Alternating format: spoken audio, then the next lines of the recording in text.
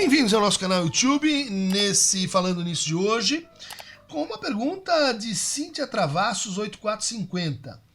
Professor, o senhor poderia fazer um vídeo falando sobre sua posição a respeito da regulamentação da psicoterapia? Lembro de ouvir algumas falas suas pontuando que a própria psicanálise caminhava para a regulamentação.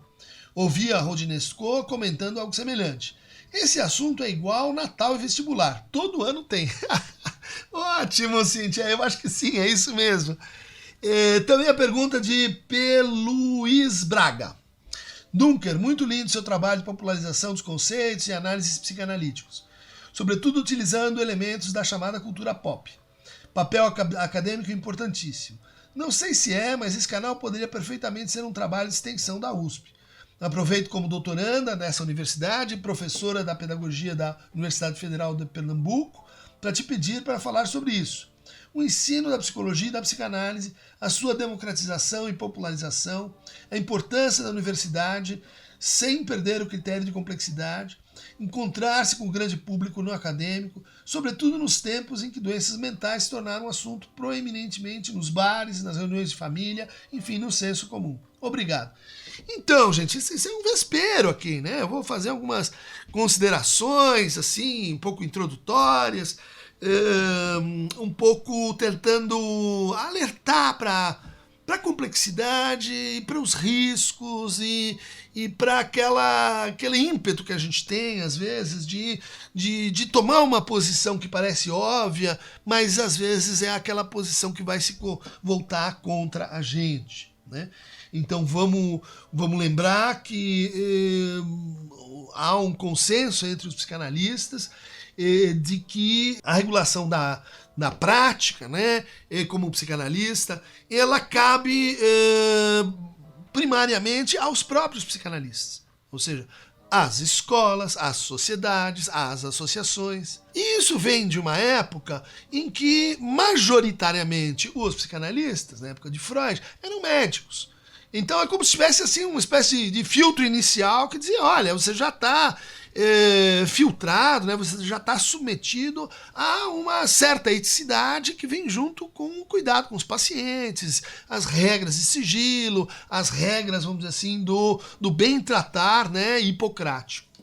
Mas com o passar do tempo e com a própria intervenção do Freud, né, num texto célebre, né, chamado A Questão da Análise Leiga, onde ele defende que a psicanálise pode sim ser praticada por o que ele chama de leigos. O que são os leigos? Né? Não são exatamente os psicólogos, né?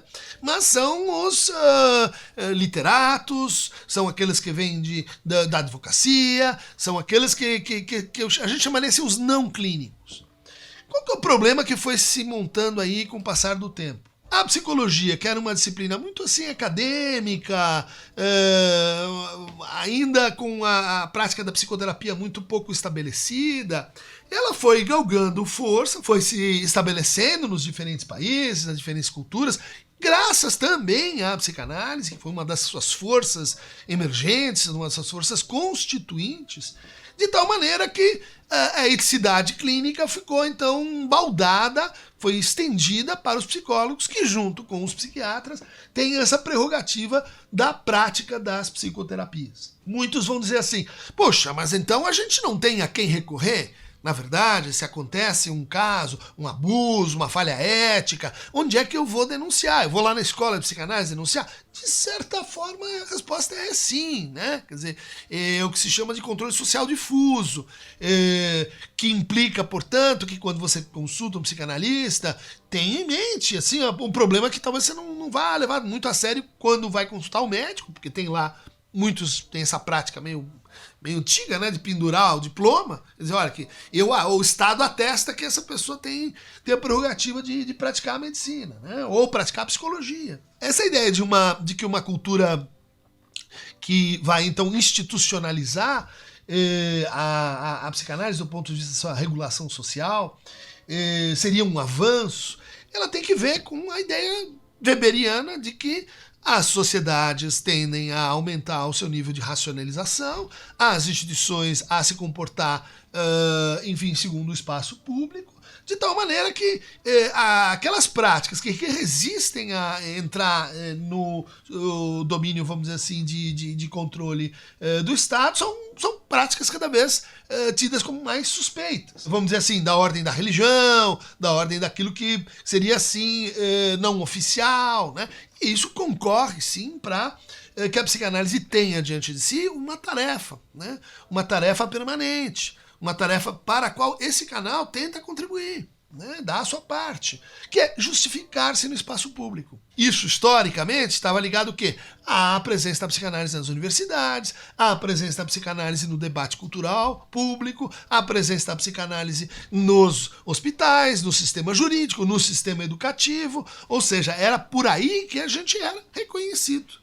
E essa é uma lei, vamos dizer assim, que é profundamente assim, congruente com os princípios da psicanálise, né? Assim, a lei de reconhecimento entre aqueles que praticam uma ciência. Então, o que é uma arte? É uma Deutung, né? Esse seria assim, um termo em alemão bem interessante para capturar algo que está entre as duas coisas. Isso supõe emancipação do lado do usuário, cliente, paciente, analisante. Isso supõe uma aposta de que as pessoas são capazes de avaliar, né, de criticar, de se separar de situações, vamos dizer assim, onde a psicanálise não estaria sendo praticada de forma assim adequada. O cenário muda completamente de figura com a entrada do Lacan e dos desdobramentos, né, de uma crítica interna às instituições de psicanálise, e muda ainda mais contingencialmente quando a gente olha para o Brasil, né? E sendo uma prática que chegou ao Brasil muito ligada às elites, não só às elites psiquiátricas, né, como Juliano Moreira, né, como Arthur Ramos, mas as elites intelectuais e artísticas, né? Então, modernismo paulista, Mário de Andrade, Oswald de Andrade, mas também ao lado mais conservador, né, do modernismo, liam psicanálise, se influenciaram por ela, né? Então, os pensadores aí da sociologia, da teoria social, eram psicanálise. Então, a psicanálise do Brasil ela tem uma entrada um pouco diferente, porque ela vem junto com a discussão sobre a própria brasilidade. Bom, o que isso produziu, né? Junto com a formação de uma vasta cultura psicológica, né? E isso tem lá, então, a sua história. Produziu um conjunto de instituições, de escolas, de associações, que são, comparativamente com outros países, de alta acessibilidade. Isso choca um pouco, né, o entendimento, a leitura local, né, de quem são os psicanalistas do Brasil, de quanto custa para fazer uma análise do Brasil, de quanto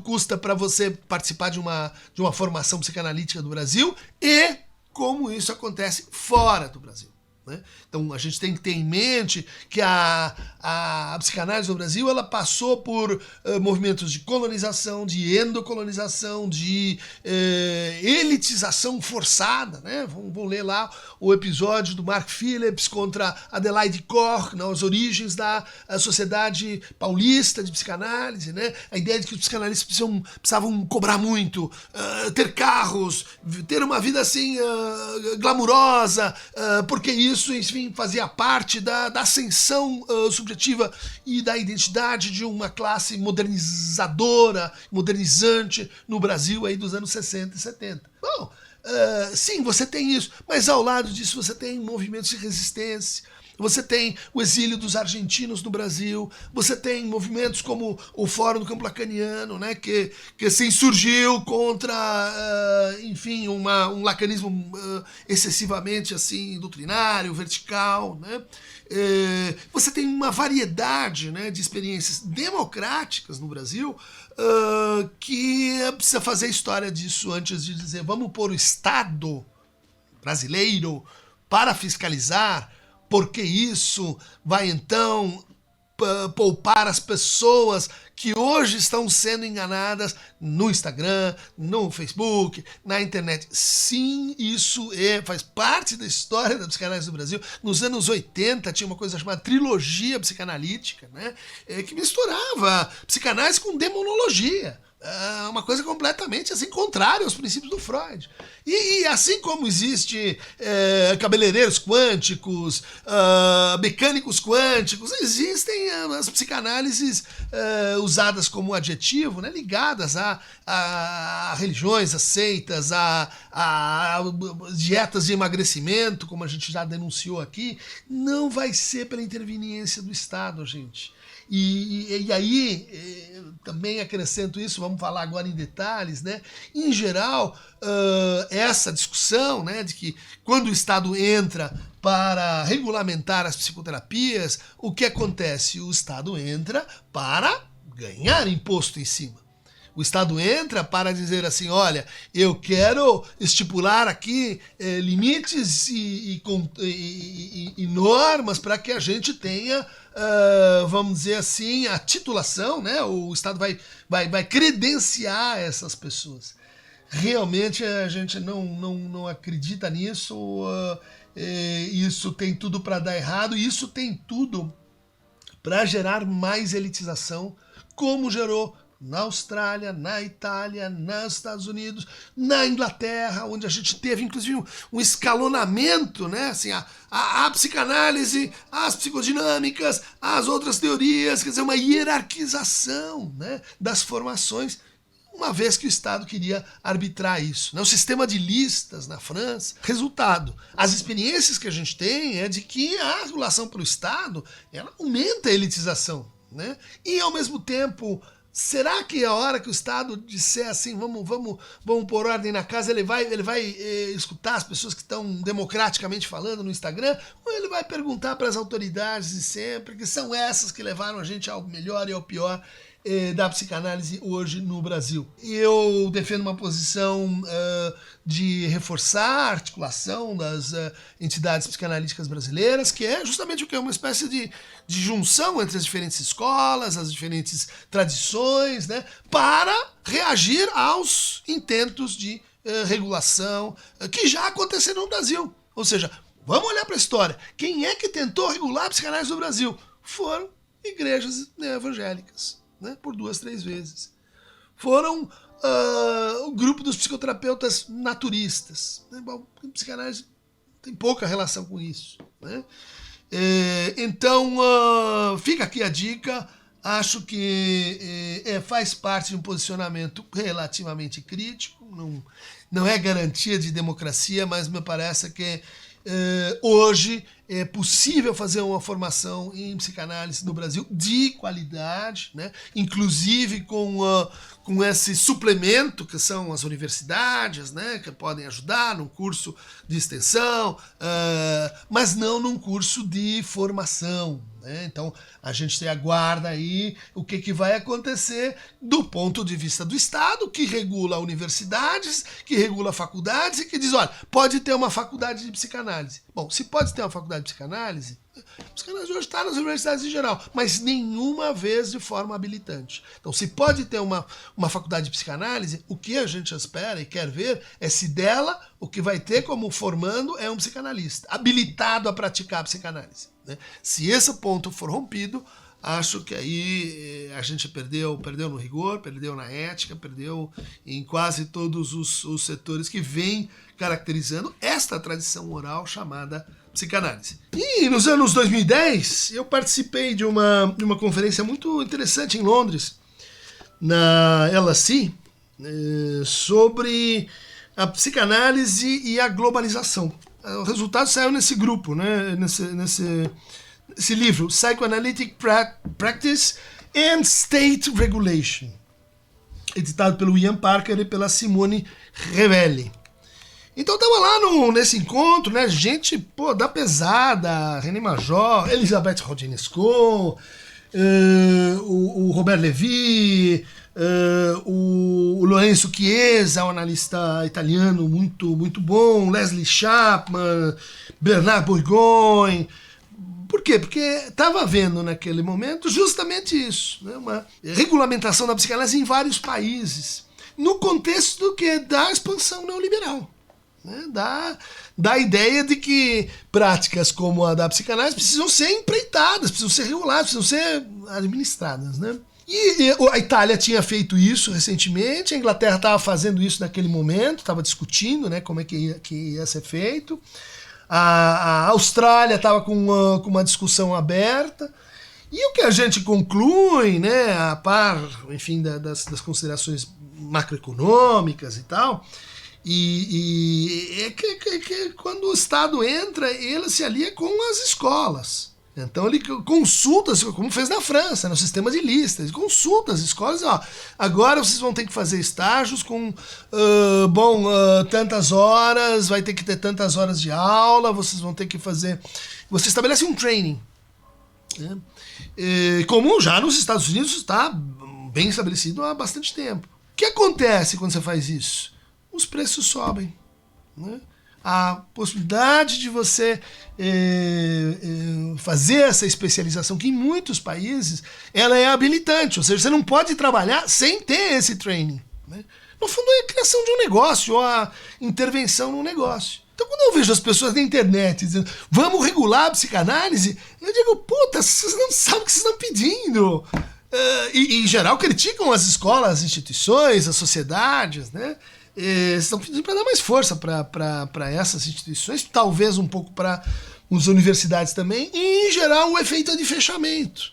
E daí sim, né, como uma das cartas aí colocou, psicanálise decai, não está sendo mais tão procurada, sim, em grande medida pelo que os psicanalistas fazem, como eles se posicionam, mas em outra medida pelos processos de regulação, né, que tornam a formação muito mais cara, o acesso muito mais caro. E eu lembro, para quem quiser, de uma conversa muito interessante que eu tive com o Baltazar, né, que é um médico psiquiatra, fazendo formação na Alemanha, e a gente fez um programa, o Bully vai colocar aí para vocês, sobre a psicanálise da Alemanha. E daí ele fala lá, a psicanálise é reconhecida pelo Estado como tratamento eficiente, eficaz.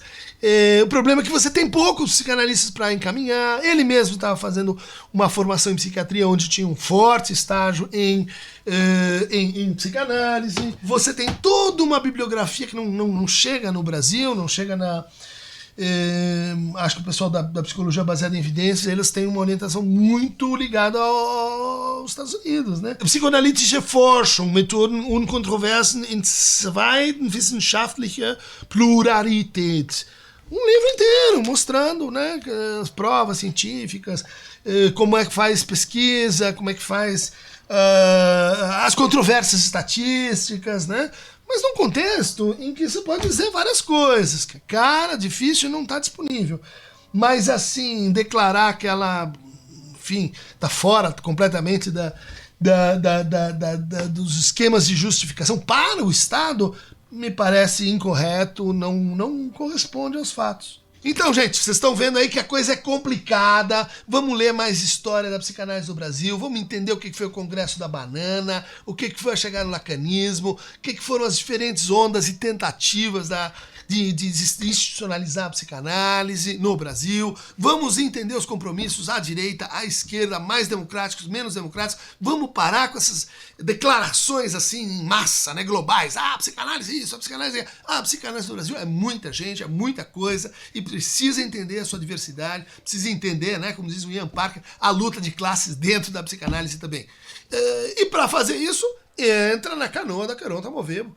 Clica aqui e o passeio vai ser longo, vamos entrar por igarapés, vamos andar assim por manguezais, porque essa questão é realmente capilar, importante e que vai voltar de quando em quando à baila. Eu acho importante a gente discutir e rediscutir, porque parece que toda vez, como a pergunta colocou, ela começa de novo do zero, como se fosse uma brilhante ideia de alguém que pela primeira vez disse, vamos regulamentar, uhul! Queronta, um pouco de história ajuda bastante todo mundo. Braço!